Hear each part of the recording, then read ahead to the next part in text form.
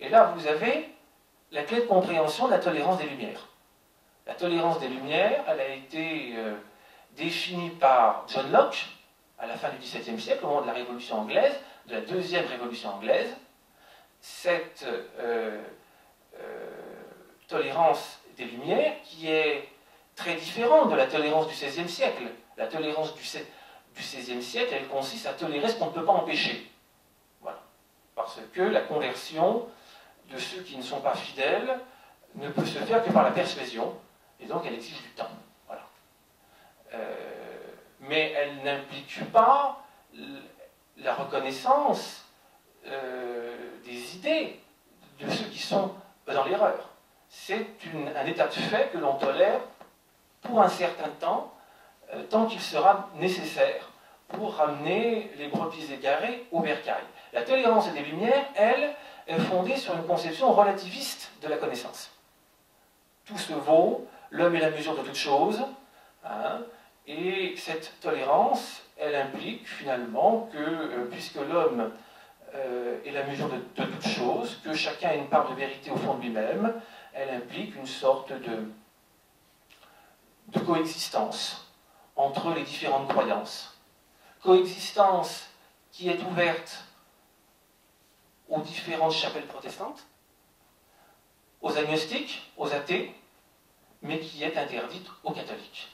Tous ceux qui osent dire hors de l'Église, point de salut, doivent être chassés de l'État. Voilà. Et d'autres auteurs disent clairement, on ne doit pas tolérer une religion intolérante, telle est la catholique. Telle est la catholique, entre guillemets. Bien, le catholicisme est exclu du bénéfice de la tolérance des Lumières. Cette tolérance est donc une arme dirigée contre l'Église catholique. Alors, on retrouve là l'essentiel, hostilité vis-à-vis du catholicisme, et dans le même temps, instrumentalisation du sentiment religieux à des fins utilitaristes pour conforter l'ordre social et politique. Voilà. Ce que Napoléon Bonaparte synthétisera en une phrase, la religion n'est pas le mystère de l'incarnation, elle est le mystère de l'ordre social. Et Napoléon qualifiera les évêques du Concordat, quand il parlera des évêques du Concordat, il dira « mes préfets violets ». Voilà. Les préfets violets sont là justement pour veiller, entre autres avec l'arme de la confession, à ce que tout le monde se tienne tranquille. Avec le devoir d'ailleurs de dénoncer ce qui viendrait à leur connaissance dans le secret de la confession. Et là, on voit bien l'opposition entre les règles de l'Église et les règles de l'État. Alors, ces deux idées constitueront les deux axes de cette réflexion. Premier axe, de la sécularisation à la persécution violente. Deuxième axe, l'instrumentalisation du sentiment religieux au profit de la révolution, au profit de l'État révolutionnaire. Donc, premier axe, de la sécularisation à la persécution. La révolution de 1789 a été la victoire de l'idéologie des Lumières, portée par les sociétés de pensée. Je vous renvoie à ce que j'ai pu vous dire à cet égard il y a 2 ans, sur le fonctionnement, sur les méthodes de ces sociétés de pensée que nous reverrons ponctuellement au cours de cette discussion. Cette idéologie professe une conception de l'homme qui est matérialiste, une conception de la société qui est individualiste et contractualiste. La société n'est pas naturelle, elle est le fruit de la volonté d'individus à l'origine isolée, c'est le fameux contrat social. Elle repose sur une conception rationaliste de la connaissance, le divorce de la foi et de la raison. Et cette idéologie prétend apporter, par sa mise en application, le bonheur des ici-bas, un bonheur matériel sur Terre, par la seule application de ces principes. Il y a cette portée là dans l'idéologie. Et c'est justement cette portée qui va pousser les idéologues à vouloir tout changer, à vouloir changer même le réel, pour y substituer l'idéologie, parce que de cette application de l'idéologie doit découvrir le bonheur pour tous. Lorsque l'on a dit cela, on comprend que cette révolution idéologique prenne l'exact contre-pied de la conception chrétienne des choses. Le matérialisme de la conception de l'homme prend l'exact contre-pied de la conception chrétienne de l'homme. L'individualisme et le contractualisme prennent l'exact contre-pied de cette idée aristotélicienne reprise par saint Thomas d'Aquin selon laquelle l'homme est animal politique. Et cette conception rationaliste de la connaissance, issue de la révolution cartésienne, prend l'exact contre-pied de cette union étroite de la raison et de la foi enseignée par l'Église depuis saint Thomas d'Aquin et même avant. Voilà.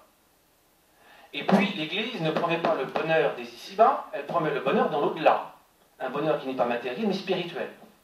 Donc il y a une opposition terme à terme qui rend les deux projets, le projet révolutionnaire et le projet chrétien, strictement, vous m'entendez? Non,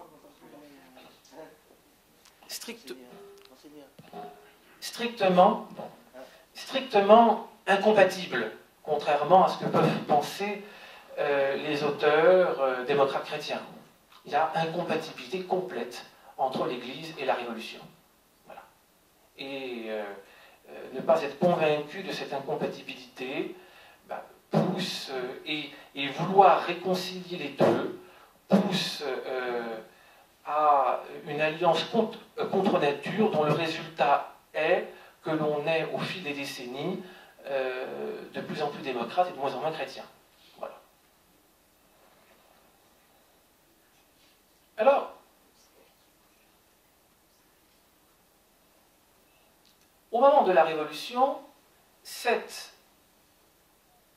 sécularisation est visible très tôt. Très tôt, l'Assemblée nationale constituante se lance dans une entreprise de sécularisation des institutions et de la société.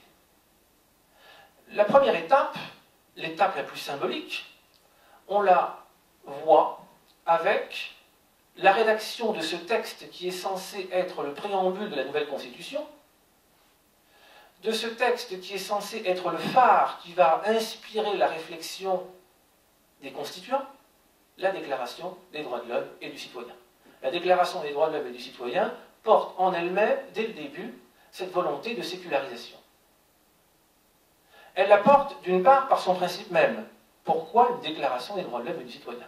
On a un député, le vicomte de Mirabeau, le frère de Mirabeau, Mirabeau petit frère en quelque sorte, surnommé Mirabeau Tonneau, pour des raisons que vous imaginez bien, puisque il avait un certain goût pour la bonne chair, pour la bonne bouteille, et ce bon goût fait qu'il était devenu de forme sphérique, voilà. Il était, voilà. Et donc ce Mirabeau Tonneau, qui n'est pas simplement un grand bon vivant, est aussi, au sein de l'Assemblée nationale constituante, un des rares députés à avoir très tôt conscience que l'attaque porte en fait contre l'Église. Et il dit, nous n'avons pas besoin de déclaration des droits de l'homme et du citoyen, il suffit de mettre le décalogue en préambule de la Constitution et la faire échouer. Le texte, on l'a.